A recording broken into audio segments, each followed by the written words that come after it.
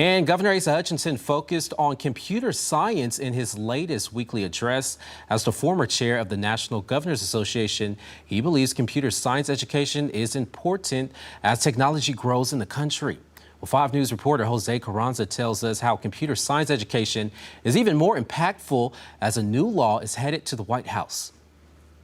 My term as chair offered the opportunity to show off Arkansas and our computer science initiative, which I declared as my chairman's priority. Governor Asa Hutchinson reflected on the Computer Science Education Compact in his recent weekly address. He also mentioned the words of Patrick Gelsinger, the CEO of Intel, who spoke on the value of the initiative.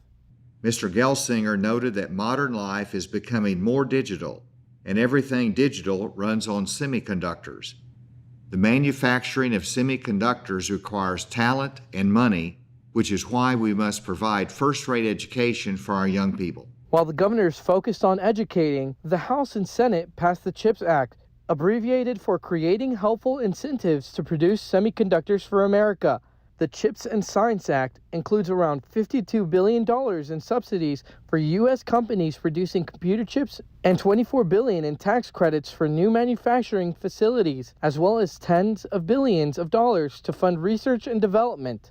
We will return America to world leader status in semiconductor production and power American science and research for generations to come. The bill received bipartisan support from the governors, the Senate, and the House, but some Republicans were concerned, saying it doesn't go far enough to prevent investment in China and calling it corporate welfare. I support making chips in the United States, but we cannot lead a new era of innovation through massive government subsidies. But supporters and the Biden administration say the bill is critical to compete with other countries and ultimately drive down prices. Now it goes to the White House with the president's signature. Covering News Where You Live, Jose Carranza, 5 News. Thanks, Jose. Now, President Biden has already said that he looks forward to signing this bill, and he believes it will aid in the growth of the economy from the bottom up and the middle out, work for the working families all across the country.